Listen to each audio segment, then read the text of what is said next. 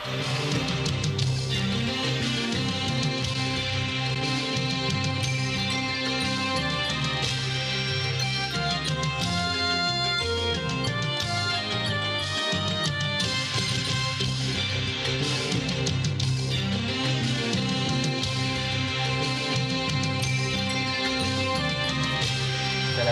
warahmatullahi wabarakatuh. Saya Adam bin Saad dari kelas DPHU TDA, Lebukat Matrik DHU 2019-24491. Baiklah, musim sekolah ini menyaksikan ramai daripada kita yang mengambil kesempatan untuk melakukan ibadah umrah di Tanah Suci Mekah. Akan tetapi kita harus ingat bahawa cabaran dan dugaan tetap sama yang akan dilaluinya, sama seperti jemaah haji yang melakukannya di sana. Semuanya bergantung kepada mental dan fizikal seseorang itu apabila melakukan ibadah sepanjang berada di sana. Tambahan itu, jemaah yang pergi ke sana tidak akan melepaskan peluang beribadah, malah mengunjungi beberapa kawasan yang menarik dan berperistiwa di mana kita akan kongsikan sebentar nanti adalah Raudhah atau Taman Syurga, yang merupakan salah satu ruangan dalam Masjid An-Nabawi yang dijadikan sebagai pusat tumpuan jutaan jemaah yang datang berdoa dan bersolat di taman-taman ini. Oleh sebab itu, ramai jemaah yang berebut-rebut untuk berada di situ. Namun, tidak semua yang diizinkan oleh Allah Subhanahu Wa Taala untuk berpeluang untuk menjejakkan kaki di tanah itu. Di manakah nama ini Raudhah? Sebagai taman. Kisah Raudhah ini macam mana? Sebenarnya, nama Raudhah ini diberi oleh Rasulullah SAW sendiri dengan maksudnya Taman Syurga. Kalau Rasulullah katakan ini Taman Syurga, apa lagi yang nak kita katakan? Allahu Rabbi. Seperti dikutip dalam kitab Al-Lu'lu' wal Marjan, hadis pilihan yang disebati oleh dua ulama besar iaitu Al-Muslim dan Al-Bukhari, karya Muhammad Fuad Abdul Baqi, dalam hadis riwayat Abdullah bin Zaid Al-Mazini, Rasulullah SAW telah bersabda, yang artinya, tempat yang terletak di antara rumahku dan mimbarku adalah salah satu di antara taman-taman syurga. Raudhah adalah tempat yang mulia dan istimewa, sebab di sinilah sekitar 1400 tahun yang lalu Rasulullah SAW beribadah, solat, menerima wahyu, berdakwah, dan juga ini merupakan tempat solat para sahabat. Pada zaman Rasulullah SAW, rumah baginda bersebelahan dengan masjid. Jadi ruang di antara rumah dan masjid tersebut dinamakan sebagai Raudhah. Secara spesifiknya, kawasan Raudhah ini jarak di antara mimbar ke rumah Rasulullah SAW. Apabila kita berada di dalam Raudhah, kita amat dan sangat disunatkan untuk melakukan pelbagai ibadah, khususnya bila kita berada di Raudhah. Misalnya membuat solat-solat yang wajib maupun sunat. Kita berzikir juga i'tilaf. Rasulullah SAW juga pernah bersabda dalam hadis riwayat Bukhari dan Muslim, telah berkata, yang artinya, satu solat kamu di masjid saya, iaitu Masjid Nabawi ini, lebih baik daripada 1000 solat di tempat lain kecuali Masjidil Haram. Bukan itu sahaja, Ibnu Hajar Al-Asqalani dan juga Imam An-Nawawi mengatakan bahawa di situ tempat seharusnya diperbanyakkan doa kepada Allah Subhanahu Wa Taala kerana ia sangat-sangat mustajab. Sekarang ini, kalau nak masuk ke Raudhah itu sangat-sangatlah susah. Berebut-rebut ramai orang yang nak masuk ke dalam Raudhah. Tapi perasaan bila berada di dalam sana, hanya Allah sahaja yang tahu. Hati berdebar, rasa pasrah kepada Allah, jatuhnya ego dan berserah sepenuhnya. Air mata confirm menitik. Jika anda sudah berada dalam Raudhah, kita perlu ketahui bahawa kawasan Raudhah ini kecil sahaja, tidak besar mana, hanya muat beberapa puluhan jemaah solat sahaja. Tapi semua orang memburu untuk berada di dalam kawasan Raudhah, sebabnya ia hampir dengan makam baginda dan tempat yang dimakbulkan doa oleh Allah Subhanahu Wa Taala. Justru kita perlu tahu bahawa makam Rasulullah SAW ditempatkan di dalam sebuah kawasan yang mempunyai kubah berwarna hijau dalam kawasan Raudhah. Di sisi makam Rasulullah terdapat dua makam sahabat karibnya, iaitu yang pertama Khalifah Abu Bakar As-Siddiq radhiyallahu anhu dan yang kedua Khalifah Umar Al-Khattab radhiyallahu anhu. Mereka berdua ini adalah antara sahabat karib Rasulullah SAW dan juga khalifah umat Islam selepas kewafatan baginda alaihissalam. Mereka berdua adalah orang yang senantiasa menemani Rasulullah SAW ketika senang dan susah, dan sentiasa mempercayai setiap kata-kata daripada Nabi Muhammad dalam apa jua keadaan. Kita mengimbas kembali ke belakang hadis daripada Abu Hurairah dan lain-lain. Rasulullah SAW pernah bersabda yang bermaksud, apa yang ada di antara rumah dan mimbarku adalah satu taman daripada taman-taman syurga. Hadis Bukhari dan Muslim. Menurut Ibnu Qutaibah, hadis ini bukan hendak mengatakan bahawa di antara rumah dengan mimbar Nabi SAW terdapat taman syurga. Akan tetapi kerana ibadah yang dilakukan di tempat itu menyebabkan masuknya seseorang itu ke syurga, maka ia seolah-olah sebahagian daripada syurga. Raudhah satu-satunya taman syurga di dunia? Jawapannya tidak. Sebenarnya ada terlalu banyak taman syurga di dunia ini. Salah satunya adalah majlis dan kuliah-kuliah ilmu agama serta kelas pengajian agama seperti di masjid-masjid yang berdekatan atau surau-surau. Di sini ada sedikit nasihat justeru kepada kita atau semua. Selepas impian untuk berada di taman syurga di Masjid Nabawi diperolehi, jangan pula diabaikan taman-taman syurga yang berada di tanah air sendiri. Jadi di sini ada sedikit info tambahan tentang topik kita, iaitu raudhah. Ramai yang sanggup bersusah payah, bertolak menolak, dan ada juga yang menjadi mangsa untuk masuk ke dalam raudhah. Namun, tahukah anda terdapat 6 tiang-tiang yang penting di dalam raudhah? Jadi mari kita kenali 6 tiang penting yang ada di dalam raudhah. Tiang-tiang ini bukan sahaja sebarang tiang, kerana suatu masa dahulu tiang-tiang ini mempunyai kisah-kisah yang hebat, dan satu persatu kita akan berungkaikan. Yang pertama, tiang sarir. Tiang sarir ini ialah tiang di mana suatu masa dahulu ia merupakan tiang di mana tempat Nabi Muhammad SAW beristirahat, dan di sini juga ada kisah di mana mengatakan bahawa ada pangkin di mana Sayyidatina Aisyah radhiyallahu anhu menyikat dan menyisir rambut Nabi Muhammad SAW. Yang kedua, tiang Ali atau dikenali sebagai tiang pengawal. Tiang pengawal ini adalah tiang di mana suatu masa dahulu ianya digunakan oleh pengawal sebagai port ataupun tempat untuk mengawal rumah Nabi Muhammad SAW, di mana pengawalnya diketuai oleh Sayyidina Ali radhiyallahu anhu. Dan itu kita mempunyai tiang yang ketiga, iaitu tiang Uhud atau dikenali sebagai tiang delegasi. Tiang delegasi ini pada suatu masa dahulu, tiang ini digunakan oleh Nabi Muhammad SAW untuk bertemu dengan pemimpin dari delegasi luar, di mana delegasi luar ini datangnya ke Madinah untuk berjumpa dengan baginda alaihissalam, iaitu tiang Aisyah. Tiang ini sangat-sangat istimewa. Mengapakah ianya istimewa? Hal ini kerana di mana tiang inilah Nabi Muhammad SAW selalu mengerjakan solat sunat tahajud, solat sunat taubat setiap malam. Tiang ini juga turut disukai oleh dua khalifah. Yang pertama khalifah Sayyidina Abu Bakar radhiyallahu anhu, dan juga yang kedua Sayyidina Umar Al-Khattab radhiyallahu anhu.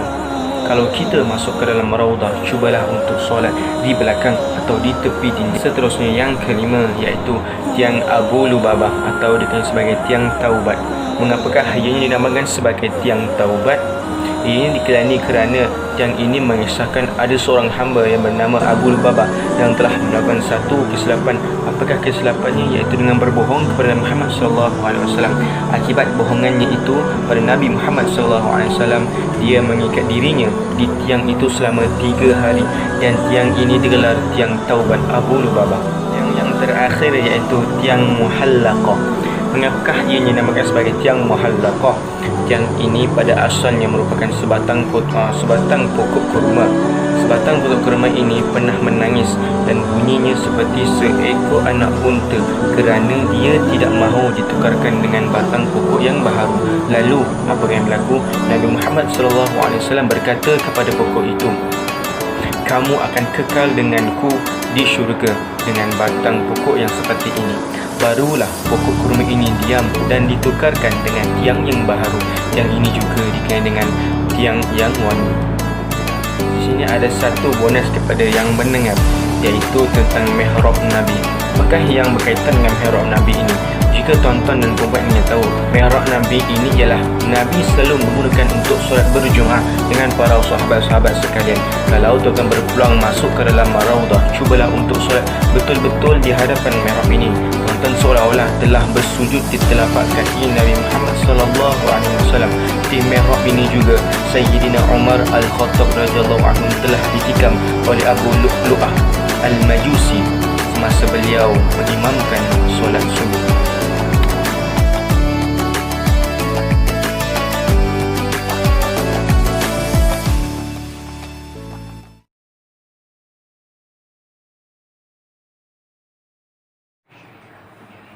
Bismillahirrahmanirrahim. Assalamualaikum warahmatullahi wabarakatuh. Nama saya Nashrik Syahmi bin Muhammad Razif daripada kelas DPHU 3A. Nombor matrik saya DHU 2019 24373. Okay, jadi dekat sini saya nak berkongsi sikit tentang tempat menarik di Madinah, iaitu Masjid Qiblatain. Tentang masjid, saya nak berkongsi tentang apa yang menarik dan sedikit peristiwa-peristiwa yang ada dekat tempat tu lah. Okay, jadi seperti yang kita semua, kebanyakan kita dah tahulah sejarah dan masjid ni kan. Jadi saya cerita sikit tentang Masjid Qiblatain ni. Okay, Masjid Qiblatain ni dia satu-satunya masjid yang mempunyai dua kiblat. Qiblatain tu maksud dia dua kiblat lah. Kalau satu kiblat lah. Okay, lepas tu masjid ni dia terletak di Quba, itu di atas bukit kecil bahagian utara Harrah Wabrah ke Madinah. Okay, ke Madinah masjid ni. Okay. Okay, asalnya Masjid Qiblatain ni, sebelum dia dinamakan Masjid Qiblatain, dia nama masjid ni Masjid Bani Salamah. Sebab masjid tu sendiri dia dibina di atas bekas rumah Bani Salamah. Itu adalah kaum yang duduk kat situ. Ini bekas rumah dia. Maknanya dulu ada rumah, lepas tu dah sama ada diwakafkan ataupun telah dibeli oleh umat Islam, Nabi sallallahu alaihi wasallam sendiri, dan didirikan masjid itulah. Okay, jadi apa yang menariknya lagi tentang Masjid Qiblatain ni? Okay, masjid ni dia, kalau kita tengok dari luar pun kita dah tahu dah dekat Madinah tu, kita nampak je dia memang sepenuhnya berwarna putih, putih bersih lah. Lepas tu Itu masjid ni selain daripada dia ada 2 kiblat yang masyhurnya, yang orang kenal sebab ada 2 kiblat, selain dia masjid ni juga dia ada 2 menara yang sama tinggi dan sama besar. Lepas tu dekat menara-menara tu ada ukiran yang cantik lah. Gambar tu kita boleh tengok dekat Google ke, kalau siapa yang tak pernah tengok lah. Tapi memang cantik lah. Tu dia punya ukiran tu timbul lah. Memang cantik lah. Okay, masjid Kiblatain ni juga, kalau kita tengok dekat luar tu pun, ni yang bagi saya menarik lah. Sebab binaan dia tu memang nampak macam benteng lah, macam satu kota orang dulu rasanya banyak kota lah. Yang memang dulu kota macam berbentuk petak tu, binaan dia lebih kurang macam tu bentuk dia. Kita tengok dia punya seni-seni dekat binaan dia tu pun memang unik lah. Okay, seterusnya masjid ni juga dia ada 5 kubah tau. 5 1 2 3 4 5. Okay, 5 kubah yang dihiasi dengan ukiran vertikal lah, ataupun ukiran yang lurus ke atas. Tu dua dalam 5 tu ada 2 menara.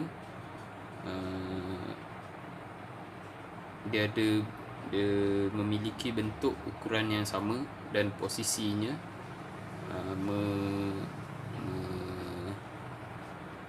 membelah menara. Maksudnya dia macam menara dia membelah menara lah.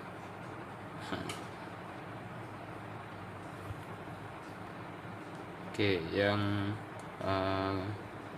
menara yang 2 tu, okay, salah satunya, satu menara tu dia menunjukkan arah kiblat yang sebenar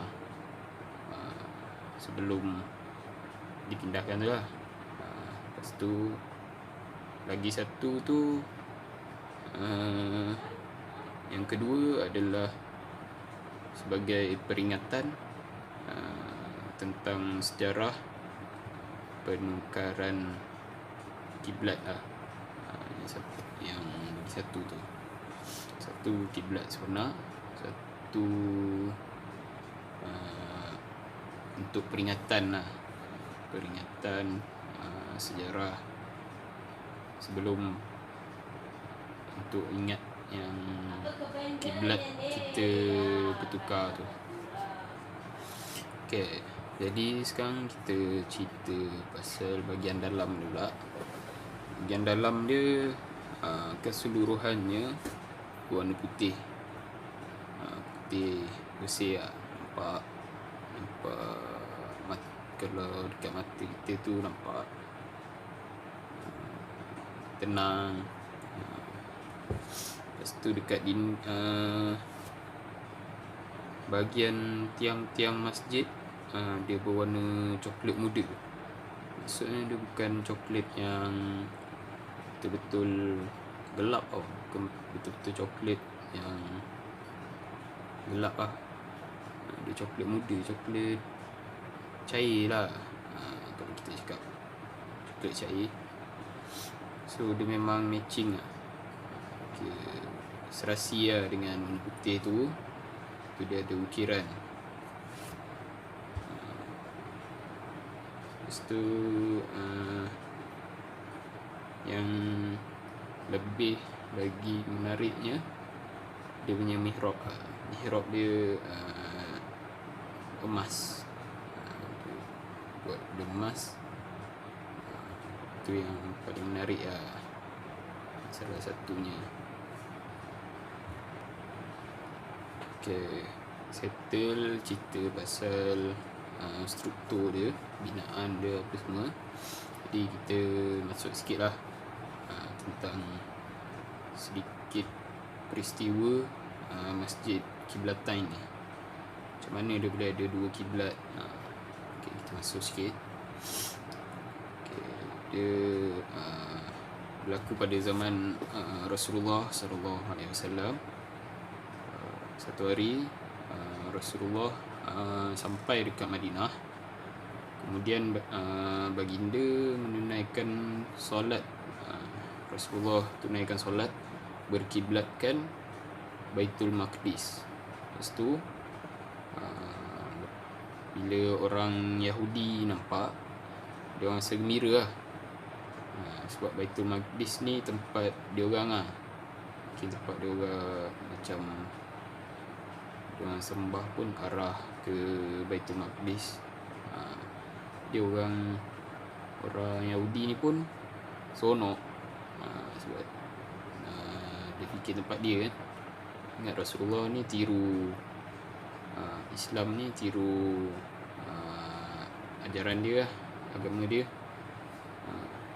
Jadi disebabkan tu Rasulullah sallallahu alaihi wasallam dia minta dekat Allah Subhanahu wa taala untuk menukarkan arah kiblat ke Masjidil Haram.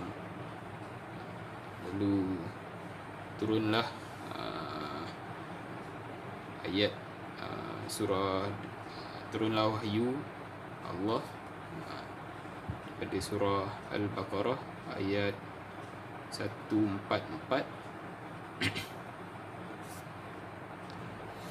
Okay, ayat 144 daripada surah Al-Baqarah. Allah Subhanahu wa taala berfirman, A'udzubillahi minasyaitonirrajim.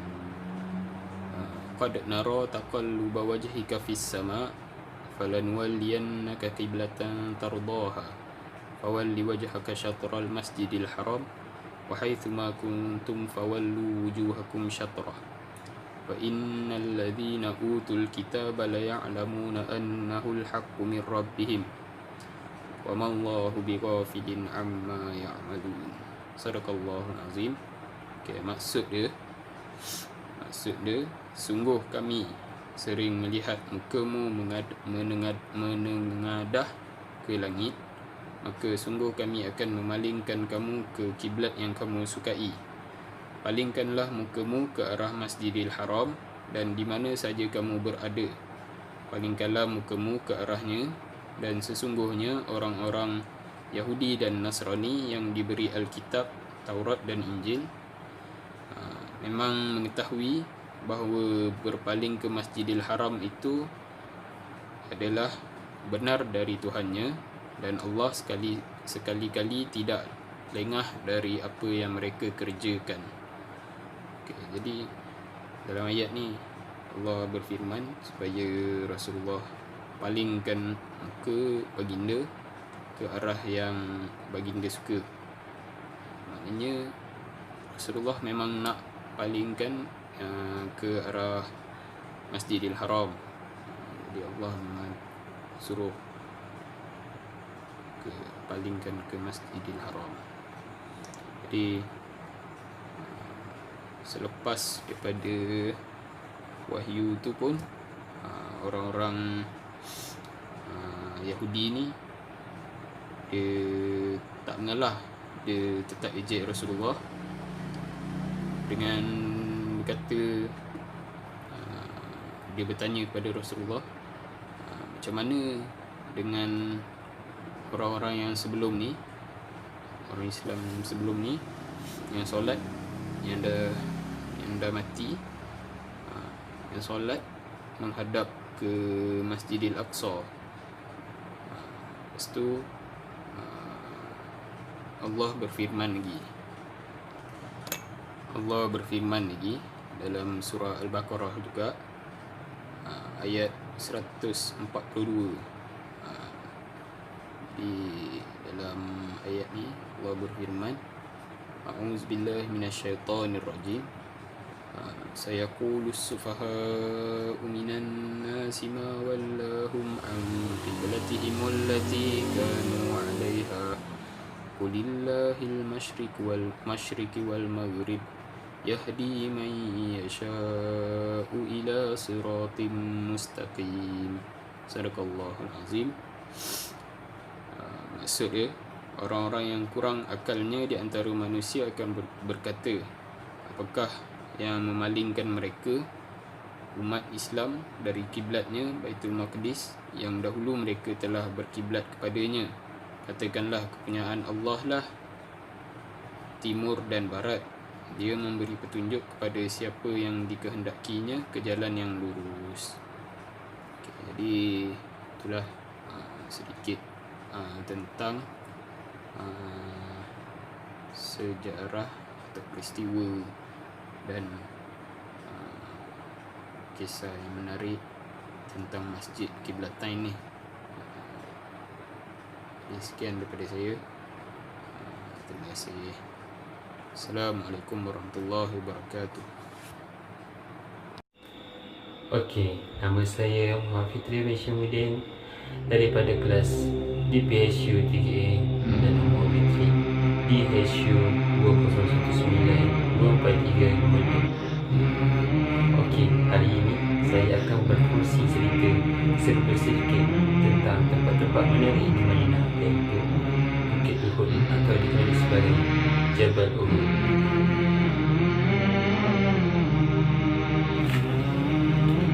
Bukit Uhud atau dikenali sebagai Jabal Uhud bukanlah daripada bumi biasa. Jabal Uhud adalah syarat akan nilai dan makna spiritual serta mempunyai sejarah dan kisah yang tersendiri. Jabal Uhud juga mempunyai keistimewaannya yang tersendiri berbanding dengan gunung-gunung yang lain. Ada yang menyebutnya bukit dan ada yang menyebutnya gunung. Secara harfiahnya, Jabal Bukit Uhud. Bukit Uhud ialah sebuah bukit berjarak 5 km di sebelah utara kota Madinah dengan ketinggian keagungannya sekitar 1.007 meter di atas permukaan laut dan 7.5 km panjang. Bukit ini selalu diingat oleh umat Islam sebab di lembah gunung ini pernah terjadi pertempuran besar antara pejuang Islam dan kaum kafir Quraisy pada 15 Syawal 3 Hijrah bersamaan 625 Masihi yang mengakibatkan 70 pejuang Islam serta sahabat Nabi Muhammad SAW mati secara syahid dan dimakamkan di situ ketika perang Uhud. Jabal Uhud sendiri memang tampak seperti gunung yang menyendiri, tidak tersambung dengan gunung lainnya. Kerana itu, nama Jabal Uhud diberikan yang bererti gunung yang menyendiri, dan di sisinya terdiri dari batu-batuan granit, marmer dan batu-batu mulia. Sebagai tempat ziarah, keadaan Jabal Uhud sekarang ini tentunya sudah berbeza dengan keadaan yang lalu. Kini, para jemaah yang datang umumnya hanya sampai ke Gunung Ar-Rimah. Di lokasi ini juga terdapat makam syuhada Uhud. Lokasinya dipagar secara rapat. Selain itu, dilapisi kaca plastik tipis sehingga tidak bisa dilihat terlalu jelas dalamnya. Saya akan masuk sedikit tentang keutamaan Jabal Uhud. Ada beberapa keutamaan Jabal Uhud. Yang pertama, Jabal Uhud merupakan gunung yang ada di syurga. Jika ingin melihat bukit yang ada di syurga, maka berziarahlah ke Bukit Uhud. Terdapat hadis yang diriwayatkan oleh Imam Al-Bukhari sebagaimana Nabi Muhammad SAW pernah bersabda, Bukit Uhud adalah salah satu dari bukit yang ada di syurga. Hadis riwayat Al-Bukhari. Kedua, Rasulullah SAW mencintai Jabal Uhud. Gunung Uhud adalah gunung yang mencintai kami dan kami juga mencintainya. Demikianlah hadis riwayat Al-Bukhari. Jabal Uhud pernah bergetar ketika Nabi Muhammad SAW berjalan di atasnya bersama Sayyidina Abu Bakar, Sayyidina Umar dan Sayyidina Osman radhiyallahu anhu. Ketika itu Nabi Muhammad SAW menghentakkan kakinya dan berkata, "Diamlah wahai Uhud. Di atasmu sekarang ada Rasulullah SAW dan orang yang selalu membenarkannya, iaitu Abu Bakar radhiyallahu anhu, dan dua orang yang akan mati syahid, iaitu Umar bin Khattab dan Osman bin Affan radhiyallahu anhu." Seketika ikut Gunung Uhud pun diam dan mentaati ucapan Nabi Muhammad SAW. Dari riwayat ini kita bisa menyimpulkan betapa cintanya Gunung Uhud kepada Nabi Muhammad SAW. Terbayang gunung saja kiranya bukan main ketika Rasulullah SAW menginjakkannya. Okey, sekarang saya akan masuk kepada sejarah ataupun kisah yang berlaku di Jabal Uhud atau dikenal sebagai Perang Uhud. Sejarah Jabal Uhud. Ada sebuah peta tertampang di sebuah dinding di area ziarah tersebut. Peta tersebut kurang lebih menceritakan alur pergerakan Uhud, iaitu Perang Uhud. Perang ini terjadi pada 15 Syawal 3 Hijrah atau bersamaan 625 Masihi. Itu terkenal dengan Perang Uhud.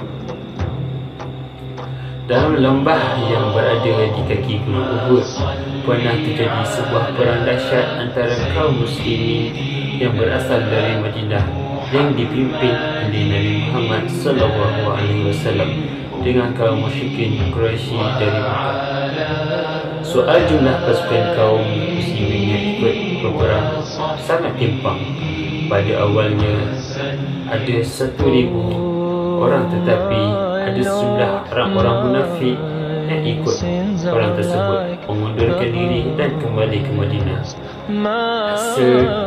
Hasil jumlah pasukan yang dipimpin sendiri oleh Rasulullah SAW berjumlah 700 orang, sementara musuh terdiri daripada 3,000 orang musyrikin Quraisy. Terjadilah pertempuran hebat di antara Nabi Muhammad SAW dan daripada kaum Islam dan kafir Quraisy. Nabi Muhammad SAW sendiri dalam pertempuran tersebut mendapat luka-luka dan sahabat-sahabatnya yang menjadi perisai guna Rasulullah SAW turut gugur. Dengan keadaan badan dipenuhi anak panah dalam peperangan tersebut, kaum muslimin sebenarnya telah mendapatkan kemenangan dan kaum musyrikin terpontang-panting dengan kekalahan. Namun para pemanah yang berada di atas gunung Ar-Rimah tergoda melihat barang-barang berharga ataupun barang-barang harta perang yang ditinggalkan oleh kaum musyrikin tersebut, dan akhirnya para pemanah itu meninggalkan posisinya yang telah Nabi Muhammad SAW menyuruhnya. Mereka turun dari bukit hingga lupa pesan Nabi Muhammad SAW agar mereka tidak meninggalkan bukit tersebut.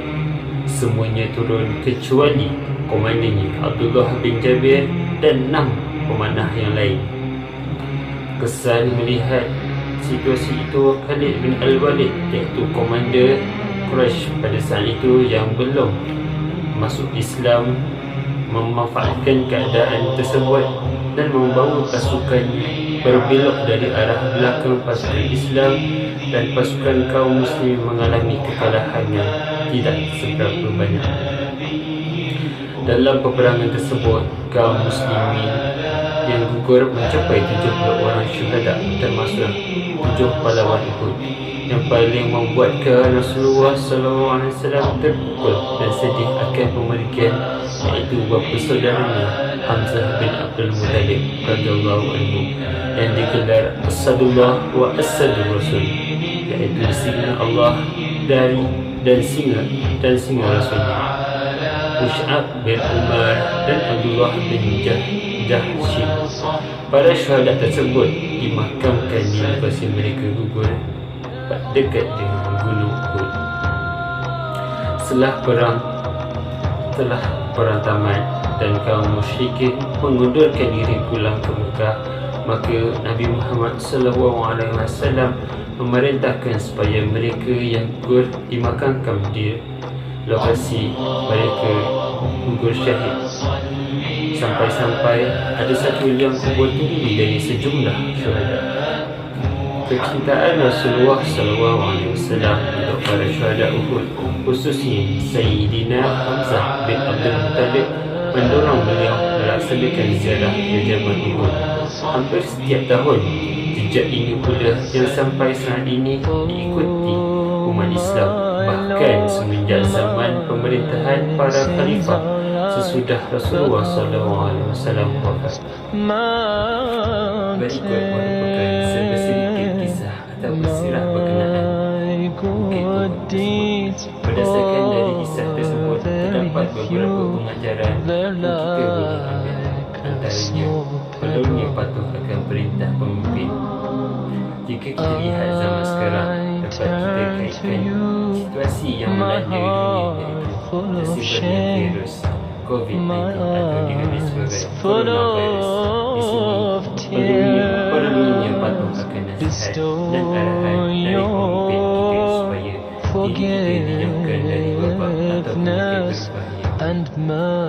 Sekian saja daripada saya perkongsian tentang Jabal Uhud. Terima kasih dan selamat.